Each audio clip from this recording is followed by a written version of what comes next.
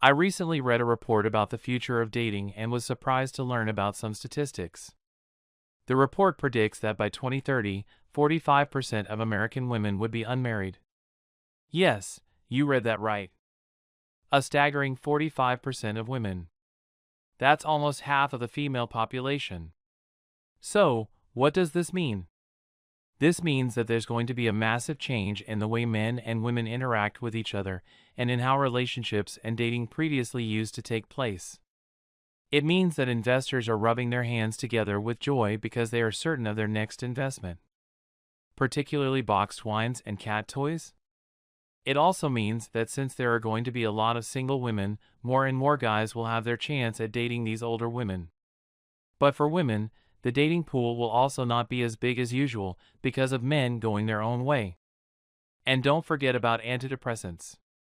Keep reading to learn more about this trend and how it's making them uncomfortable to see happy men living their lives in spite of it. Some individuals might believe that there is nothing improper with women having more freedom of choice, but this is incorrect. I'm not advocating for a return to arranged marriages or that women should only work in the kitchen. After that, I trust my point was made apparent. Let's begin. These are 7 reasons that explain the dark future of dating and the rise of older women who are going to be single, according to the report we just shared with you. Older successful women are not satisfied with their lives. Insofar as their worldview says that being the boss and single is excellent, are these women going to be happy without children and a partner? The truth, however, is considerably different.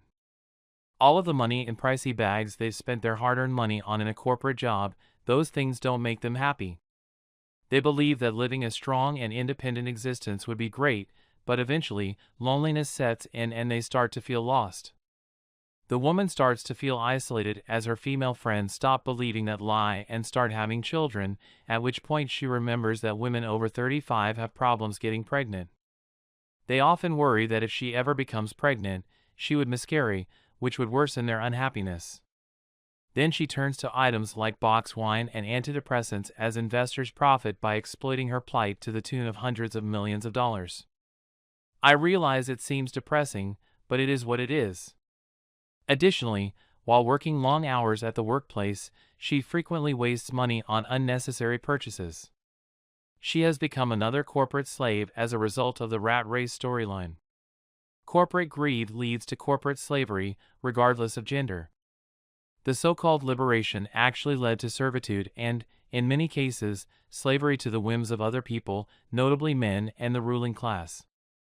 Even though I'm giving you the big picture, I want to be fair since some women did have the best of intentions. In China, women who choose their careers over relationships and marriage are chastised for doing so, and the government actively promotes this behavior in an effort to change their minds. Am I promoting these drastic actions?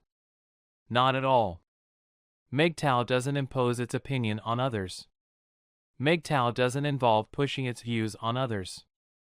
Another issue that modern society has is that it is better to live your life authentically, independently, and joyfully as a MGTOW. Men like to spend time with and even live with their siblings since they are finding it difficult to locate devoted women these days. Men are motivated to become better people and hold each other accountable in a manly environment. That is the real power, and it is also the reason why you should take care of your network before dating and planting your seed, although many men neglect their friends in favor of a girl. They have since learned their lesson and are more conscious of their interactions with other men. However, a lot of women find themselves living the single woman lifestyle for so long that they don't even aware they don't have anybody to cry on. Modern older women use dating apps to find young men. As a result, they frequently use dating apps to locate a Prince Charming who can provide them with everything they've ever desired. If you've ever used a dating app, I'm sure you've run into them. They frequently have the same pattern and can have a lot of victims. They can all use that time to get to know themselves better, get some self-reflection done, and think about their life and future and how they can better it. Instead, these women just want to have fun, dance around in clubs, and get intimate with young good-looking men with no future. But they soon come to the realization that it wasn't really worth it. The woman now understands that she just wanted a nice person because all the thirsty guys she was attracted to were not faithful, and they didn't have a stable future. So now, they start to look for the good guys whom they used to reject because they weren't rocking tattoos or heavy bikes at that time. However, these days, men in this category are either dating more fertile women or are simply intent on achieving their goals as they follow their purpose. Additionally, leftover women often have a strong drive to always be correct. In fact, the situation in China was depicted in an article on the subject. Population control programs have their own impacts. China's one-child policy is contributing to the country's current demographic reduction. More men than women. Things have become so bad that Beijing has marriage markets where parents look for dates. The author of the post is a leftover woman who believes she was happy with her life while she was single and focused only on her legal career. But in this market, one mother turned her down because of what she did for a living. Her mother reassured her that she could take her family to court. She acknowledged that many people had the misconception that leftover women, particularly those with degrees, must be strong, defiant, domineering, and unable to obey their husbands. The viewpoint of this mother is reasonable, given that many women who are left behind spend so much time at their work that they change who they are. None are suitable for marriage or as potential partners because they all share a lot in common with career women. Please don't misunderstand me, though. Leftover women are successful but unhappy. As I've already stated, my goal is not to support the Chinese government's policies. I just want to emphasize how miserable leftover ladies are in real life. The majority of them are victims of contemporary feminism. As a result, society is deteriorating and people are becoming more isolated. If you are aware of your surroundings, it's easy to realize that the establishment wants sad individuals, especially men and women, in constant confrontations with each other. Sadly, getting married doesn't seem like a good idea, and the majority of guys would rather wait till this chaos is over. It is a sane and reasonable course of action. Until men get over their drive to bust and spread their seed, women will always be able to survive on the sacrifices, resources, and protection of men. Men can only do it to stop women from using them as a means of survival. Since equality is the norm, men no longer need to protect women. Most males would have to quit protecting women in the future, acquire control of their salami, put their wallets away, and allow the government to handle their affairs. This means that women have always been protected, right from the very beginning of mankind and up to now.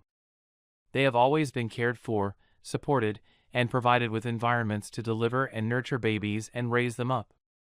Men have always put their lives on the line for women. This alone explains why women have been able to live and adapt to the point where they outnumber humans and is the reason why the slogan "Women and Children First" exists. Am I saying that's unacceptable? Not at all. But times have changed, and today equality is the new normal in our culture. Men no longer need to protect women because the government is there to protect them.